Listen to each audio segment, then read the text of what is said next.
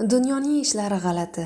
Ba'zida kattalarning xayoliga kelmagan o'y-fikrlar yosh bolaning tillaridan chiqib tursa, haqiqatan shunaqamikan deb o'ylamaslikning iloji yo'q. 6 yoshlardan o'tib borayotgan qizim kecha "Yuring, aya, uxlaymiz" deb qoldi. Ko'zim televizorda hozir deb o'tiraverdim.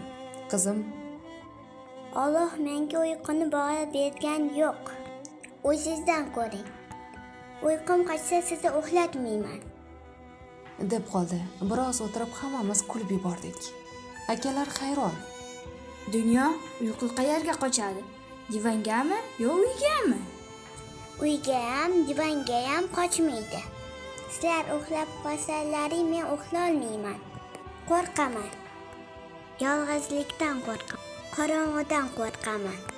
Kimdir bilan gaplashkim keladi. Keyin gaplashaman. dedi.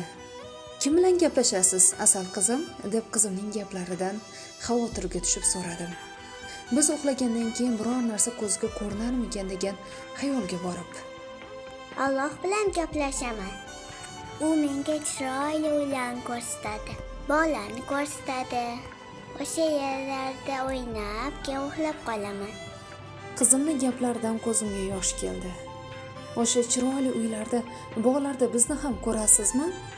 degim keldi-yu, so'rolmadim. Chunki yo'q, ko'rmayman degan javob bo'lishidan qo'rqdim. Jannat so'zi arabchadan olingan bo'lib, chiroyli bog'lar ma'nosini bildiradi. Bolalar beg'ubor, begunoh bo'ladilar. Ularning ko'rganlari jajji yolg'onni bilmas tillaridan chiqqan. So'zlari haqiqatdan yiroq emas. Men qizimni keyin o'sha bog'-rog'larda yurishini, chiroyli qasr uylarning go'zal malikasi bo'lishini yolg'iz Allohdan so'rab qolaman.